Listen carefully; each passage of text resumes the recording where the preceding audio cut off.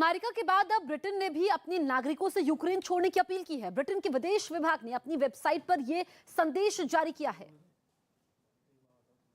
Britain के विदेश विभाग ने ट्विटर पर अपील जारी करते हुए लिखा कि ब्रिटिश जनता की सुरक्षा हमारी प्राथमिकता है। हमने यूक्रेन में रहने वाले ब्रिटिश नागरिकों को वहां उपलब्ध कमर्शियल वाहनों के जरिए तुरंत देश छोड़ने की सलाह दे दी है।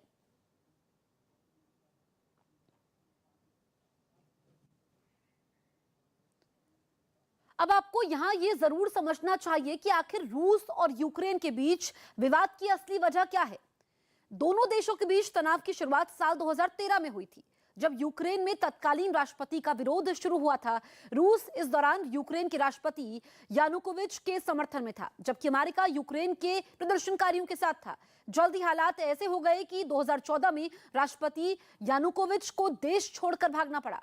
इससे खफा रूस ने दक्षिणी यूक्रेन के क्राइमिया पर कब्जा कर लिया।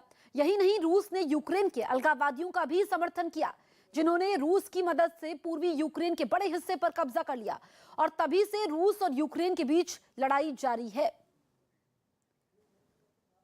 अब आपको बताते हैं कि आखिर क्या है रूस और यूक्रेन के बीच ताजा विवाद। यूक्रेन रूस की वजह से पश्चिमी देशों के साथ संबंध बढ़ा रहा है। यूक्रेन के पश्चिमी देशों से संबंध बढ़ाने की वजह से रूस खफा है। हालांकि यूक्रेन नाटो का सदस्य नहीं है, फिर भी उसके नाटो देशों से अच्छे संबंध है। रूस की मांग है कि नाटो पूर्वी यूरोप में अपनी गतिविधियों पर रोक लगाए। साथ ही यूक्रेन को नाटो में शामिल नहीं करने की भी रूस की मांग है, लेकिन अमेरिका और नाटो ने रूस की इन दोनों मांग को ठुकरा दिया है। दरअसल रूस को डर इस बात का है कि अगर यूक्रेन नाटो में शामिल हो जाता है तो रूस के साथ उसकी लड़ाई होती है तो समझौते के मुताबिक सभी नाटो देश रूस पर हमला कर देंगे।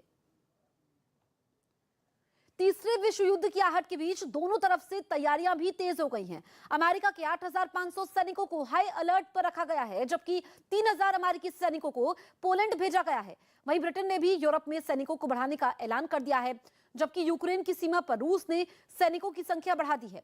यूक्रेन की सीमा पर 1 लाख से अधिक रूस के सैनिक तैनात हैं, जिनकी संख्या और बढ़ाई जा सकती है।